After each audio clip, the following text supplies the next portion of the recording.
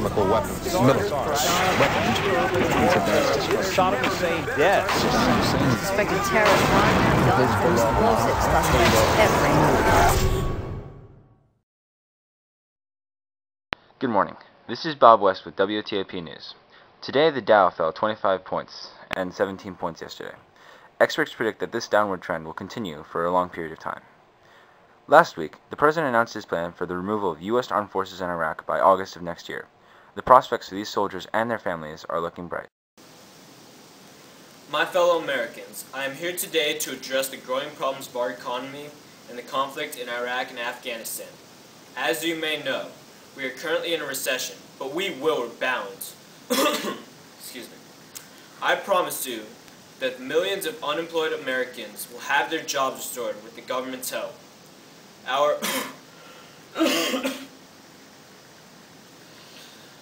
Our economy will prosper even more than before. However, I am obligated to make a reassessment of our goal of removing the armed forces in Iraq and Afghanistan. Taliban activities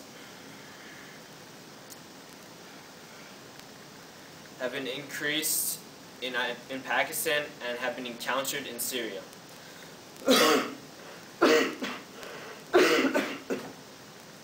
My recent travels to Mexico to discuss a new foreign policy. Breaking news with Clary Mayuga. We interrupt this news conference with President Mazariego to bring you this special news report. There have been several cases of the H1N1 virus reported today in the D.C. metropolitan area. These are the first confirmed cases in the United States. The CDC has closed 30 schools in the area due to the sudden outbreak. We advise everyone living in Maryland and its bordering states to stay indoors and do not congregate at popular social areas. The virus is very contagious and has spread to 8 districts in only a few hours. News 8 has posted information on our website about proper hygiene to decrease the chances of contracting this disease. We now return to our scheduled programming. Oh. Mr. President, Mr. President, answer our question. Mr. President, we need to revise your policy agenda.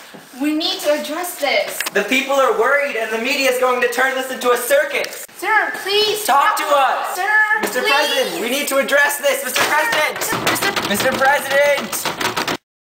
There are concerns tonight that the swine flu has turned into an international epidemic. What's the government doing to try to protect us this time? Well, so far we've seen several responses from both the federal government as well as state and local governments. Saving our lives if this pandemic comes true, and the loss of liberty and the loss of rights.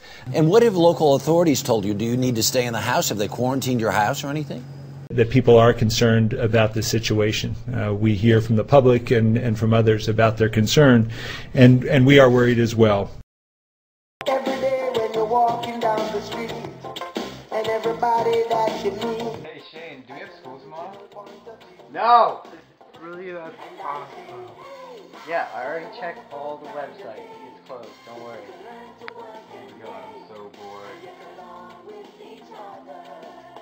The H1N1 virus is out of control. The virus has mutated. More than 70% of America is infected. Bacon? Gotta get that bacon! People are rising from the... These symptoms include... The apocalypse is upon us, and... Ew, C-SPAN. Maybe you wouldn't be so frickin' retarded if you watched C-SPAN more.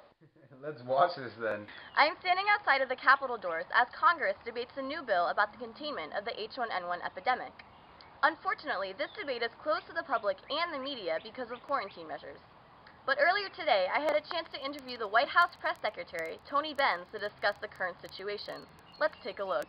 Mr. Benz, at the moment, Congress, along with the White House, has been focusing more on the H1N1 virus.